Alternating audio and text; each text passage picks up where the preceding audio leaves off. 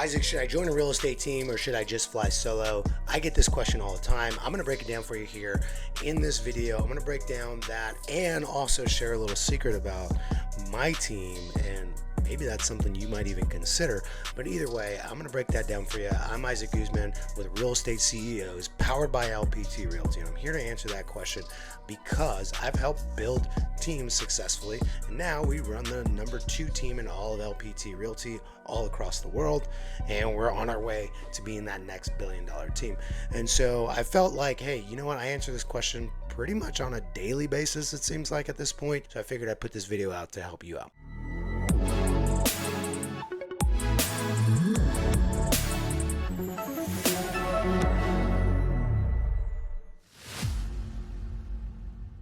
All right, so let's jump into this. But before we do, make sure you subscribe to the channel, comment, like, share this video. And if you find some value in this, at the end, I'll give you the opportunity to book one-on-one time with me, learn about LPT, learn about my team. All right, so we'll break all that down. I'll actually be making more content about building teams, scaling teams, and about my team specifically. So, all right, let's jump into this. Number one reason why someone would join a team is that it makes sense based on where you're at in your business. All right, so here's the thing. Let me paint a picture for you about like who should consider it and who really shouldn't, and maybe I'll even start there. The person who should not consider joining a team is somebody who has it all figured out, has a ton of assets that they can burn through and be okay with, like, hey, I'm not going to be worried about trial and error. They're very entrepreneurial. They don't mind trying things out and seeing those things fail, but ultimately being okay with that because it gave them the knowledge to make the next decision, right? By the way, I'm not belittling this person. I'm not saying they're dumb and hey, you're wasting resources. No, I'm saying there are people who that's their best way of learning. They're like, no, I have 60 grand to burn on mailers and figuring out whether or not I want to buy leads from realtor.com, all these different things, right? That's the person who, maybe you don't need it. In addition to that, maybe you have a huge sphere, like you are super well known at your church, your synagogue, your whatever, right? You're part of PTA, all that stuff, and you really know that, and you're respected in that community. Just because you're part of it doesn't mean anybody's ever going to trust you, right? Like I've been part of communities, and I was a knucklehead when I was a kid. I wouldn't trust me with real estate when I was, when I first got my license or whatever it was. Actually, by then I'd cleaned up and figured out how to be a professional, but you get what I'm saying. Not everybody would trust you inside that, but if you are a well-respected, trusted mind inside of a group, you might be able to build your business just off of that, all right? Now, you're going to still have to learn how to engage with them and all that stuff, but maybe you just hire a coach instead of join a team. All right. There's also a subset of people who understand marketing and lead generation at a very, very high level, have the capacity to do it, have the talent to do it, have the experience and the knowledge and also the budget to be able to do that. Maybe you're like, hey, I know how to build webinar funnels and using AI chat bots to book appointments on my calendar with sellers. Like, dude, maybe you don't need a team. All right. And maybe all you really need is some guidance and some coaching and just access to information to help you assimilate all that information and then like accurately and helpfully deploy that in your real estate business. All right. Then you get yourself like a real estate mentor that can help you with contracts. Maybe you don't need a team. Right. But shy of that, a team does make sense, right? Somebody who says, you know what, I don't have the biggest, most robust database. I don't have gobs of money to just kind of burn through while I figure out this whole real estate thing. Or I don't have a massive knowledge of marketing and lead generation and all these, how to function all these tools and running ads and all those things. If you don't have those things, a team is definitely something you need to consider. All right. So hopefully that's helpful. Now, the next thing is, what do teams typically provide? If you're not familiar with it, we'll understand that not all teams are created equal. All right. So the way I look at it is there's really a few different models out there. There's the Rainmaker model, and the Rainmaker model can have various versions of it, but usually it's like a mom and pop thing where there's the person who's generating a lot of leads, but they're still in production and they're out there selling real estate and they kind of just have an abundance of opportunity. And so they're willing to hand that off to you in exchange for a commission split, like a 50-50 split. And they'll go, hey, like, I don't have time to work with these buyers. Can you work with them? Great. That's awesome. Right? There's some challenges that you run into there. All right. The challenge is like it's their brand, it's their business. If they're not out generating business, then you're not earning business, right? Or you're not getting business handed to you. And so the problem with that is it creates a lot of dependency on them. And then oftentimes that person is going to have systems and processes and staff that service them. And so like your stuff always comes second. right? And like I know that because that's, something I've experienced before, where it's like, hey, this listing just kind of fell in our lap, and they're like, yeah, that's mine. All right. Or, hey, my transaction's going sideways. Can you help me out with this? Transaction coordinator, or, hey, marketing team, can you help me out with this? And they're like, yeah, we're really busy serving the main person. You come last if we have time. Super common. But again, there's trade-offs because you actually have like direct access to the person training you. And so like it depends on what you're really looking for.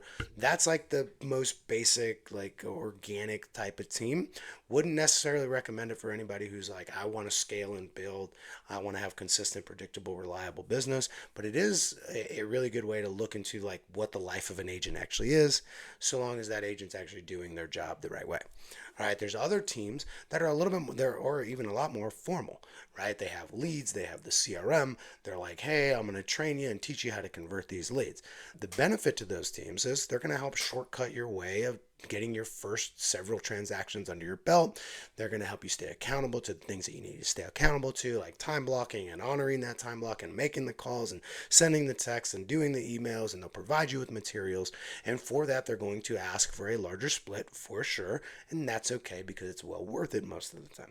All right. Now, the challenges in those is that oftentimes their brand dominates, very similar to the first version. In addition to that, their character, like the person who's leading it, oftentimes is like, hey, it's about me. Keep that in mind. And by the way, that's their prerogative. And again, it's still systems and marketing, is specifically marketing, is always going to serve them. Okay. And so although it's a great stepping stone to building your business, oftentimes agents that are really hungry like you, maybe you often outgrow that. Okay. And so again, it's a great place to start, maybe not a great place to stay. Honestly, sometimes not a great place to finish, right? So anyways, there's that piece of it. And here's some of the things that you might run into in some of these teams that I've already described. Okay. And it's you're a buyer's agent only, or you're a showing agent only. And what they're essentially saying is, hey, until you've earned our trust, and some people are very clear about what that means, some people are very vague about what that means, but until you've earned our trust, we're not going to let you take listings, right? And I don't disagree that working with buyers is different, right? And there's a different level of authority required to successfully work with buyers as it is to work with sellers. I think I'd be insane to say that. That said, there are certain rules that just implemented on teams, and I don't know, I think they were just kind of like handed down from like some random book, or like the Millionaire Real Estate Agent, for example, where it's like, until you've proven that you can be this or that or sold this many listings, you can't take a listing. Now, I think there's actually a difference there. Okay, I think that the ability to take a listing versus giving you a listing opportunity are two very different things. I think that if you we're working with a buyer and the buyer turns around and goes, hey, Isaac, I think I do want to buy a house now, or I want to buy this house, but I need to sell my other one. Can you list it for me? If that conversation happens, I don't care if you're a brand new agent, you should take that listing. Your team leader might like get mad at me right now. Like I might get hate mail for this, but I think you should take that listing. Here's why. The person trusted you to do it. Now, here's the opposite of that. Your team leader is spending thousands of dollars on radio, marketing, mailers, whatever, to get the phone to ring. And the seller's like, yeah, I heard your ad on the radio, or I've been getting your mails for 4.5 years, and now I'm ready to sell. I don't know that lead should go to a brand new agent. To be honest with you, man, the team leader, they know what they did to get that, and I think they have every right to hand that over to whoever they choose and gatekeep that away from brand new agents, because it's a very costly lead. And so you need to get a healthy return on that investment of that cost to lead, and that's not a place to like have batting practice, right? I don't want you to play with that level of live ammo, right? So but you're going to see this different versions of this, right? The places that I don't necessarily recommend, right, if you are going to join a team, is a place that's like, you're a buyer's agent no matter what happens. Even if your mom needs to list her house, like, you're going to go ahead and give that listing to me, and you can work the buy side transactions. That I'm not a big fan of. Reason why is because I just don't understand why you would do that. By the way, I've done that before, so I'm a culprit. Totally somebody who perpetuated that. I now know better. Okay. So the next level, the team that makes the most sense for the agent, is somebody who says, listen, I'm going to do all those things. I'm going to give you leads, right? I'm going to train you, and I'm going to help you ultimately get off of being dependent. Because here's the problem with joining a team all for leads that's always focused on leads, is that you become dependent. You are now dependent on them to generate your leads, right? There's nothing wrong with that at the beginning, okay? There's nothing wrong with that actually forever, so long as you're building some type of business, right, that's going to get you repeat and referral business, right? Where taking leads is awesome, to take leads when you want to, not because you have to. All right, you need to be building towards something else. At the beginning of your career, if you don't fit the solo agent mold that I described earlier, dude, join a team that has leads. That's awesome. But also make sure that they're helping you get a path off of leads. Because here's the thing. This is one of the traps that I didn't realize I was springing on agents. Okay? Just being vulnerable here. Here's the trap. Join my team, get leads, and the more real estate you sell, the better and more volume of leads you're going to get. Heck, if you do really good, I'm going to have my inside sales agents book appointments on your calendar for you. That way you just show up to appointments. Isn't that great? Sounds great. So you realize that's a job because you're not controlling any of the things that got you to that appointment. You are at the will of the team leader. Okay? If they don't like you that month, if you didn't show up to training, if they just like somebody better, they just recruited, and this is a real thing, they recruited some top dog from another team, they got to fulfill on that promise of like, hey, I've got leads and I can get you appointments and all that. Guess what? Like, that might mean you suffer from that. Now, I'm not guaranteeing that, but what I'm saying is that what you want? Is that the dependence you want on somebody to determine how much money you make or don't make this month? It's a real thing. You got to think through that. You might be on a team right now where that's the case, where you go, you know what? If I do piss off my team leader, they might not give me appointments or leads next month, especially not the good, juicy ones. Or, hey, yeah, you're right. A top producer did come over and all of a sudden they got all the attention. And now I'm over here working and what does my team leader do? Well, you haven't been working your sphere for very long. Right? Don't fall into the trap of more production is rewarded by more leads. Don't get me wrong. I'm not against leads. We provide leads. In San Diego, I got Zillow Flex leads. I got Open Door leads. Right? Like, we got leads. Don't get me wrong. Right? All across the country, because my team space, we're in, what are we in now? 7 states. Okay? We're here to partner with agents, and we got leads. But our thing isn't this. We're not going to say, okay, cool. The only benefit you get from growing your business is more leads. That's one of the benefits, but we prefer that you take advantage of the other benefits. Things like helping you build your own brand, right? Things like helping you actually build a repeat and referral business so that you are not dependent on leads from us. The thing that we think about is this. You all know that agent. You've probably met him. You definitely, your like parents know him, right? We've all seen it. I call her Brunch Betty. Okay? Brunch Betty is the agent who all she does is really go to brunch, hang out with her friends, do pop buys, do cute little things here and there, and makes $230,000 a year. The thing is, that's not how she got there. She got there by being in the business 21 years. All right? And what she's actually doing, by the way, is she's actually relying on an army of past clients that are giving her repeat business and referral business. Somehow we've all lost sight of this. When we join teams, we're like, easy button, let me just get leads.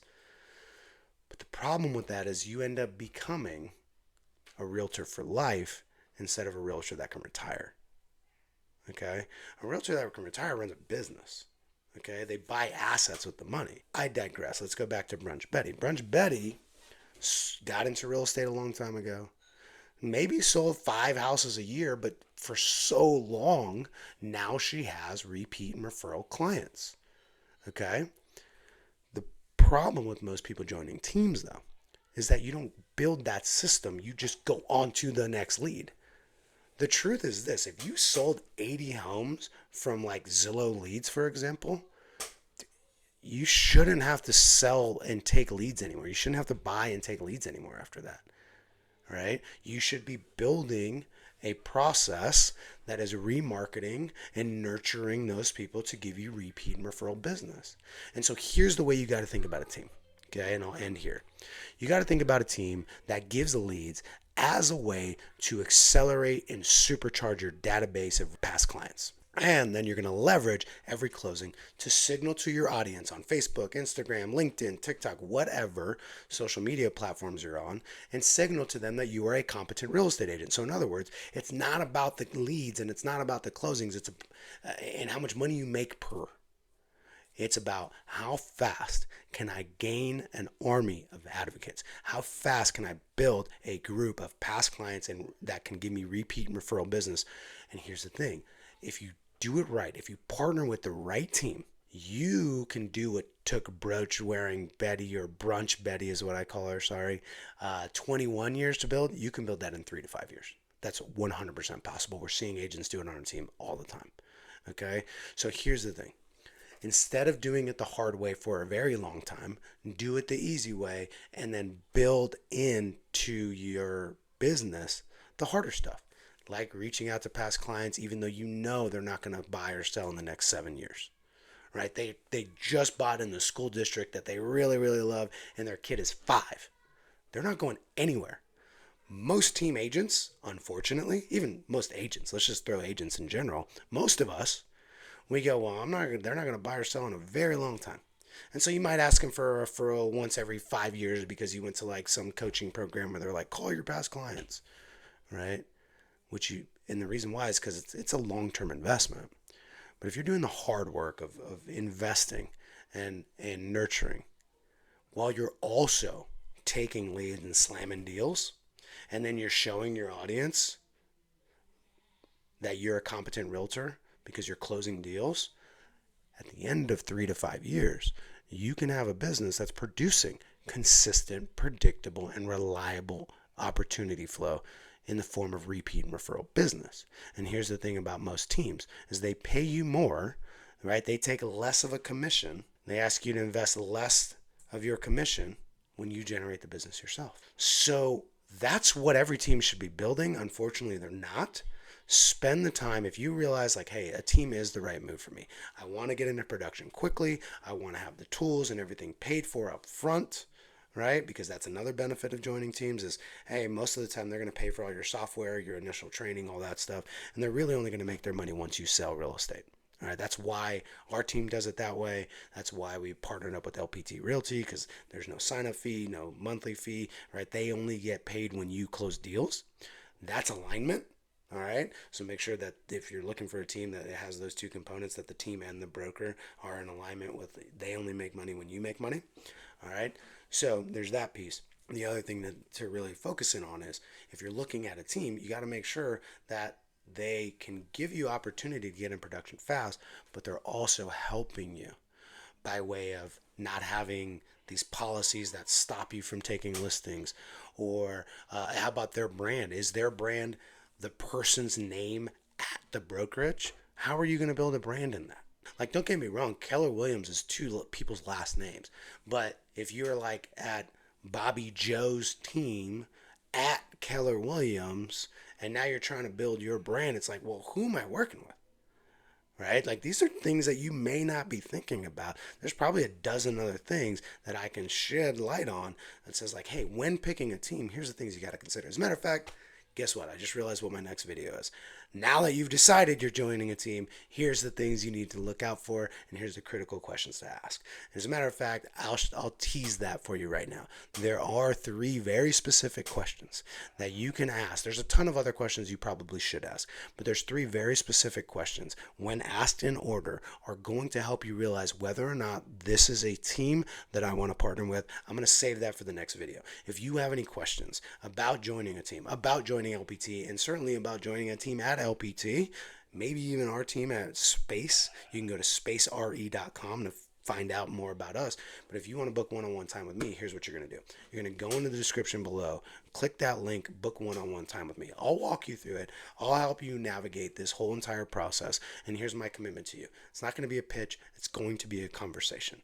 All right. In addition to that, realize this, that if you are exploring LPT and you know somebody and you're like, I know this person at LPT and I want to name them as my sponsor, right? Just know that you can name up to 2 sponsors. So if you find value in what I'm bringing, if you're finding valuable information that I'm delivering, imagine what it looks like if you and I partner up. Now, the thing I don't want to do is step on the toes of the person that introduced you to the model. So there is a world, when you click this link, I'll explain it all to you.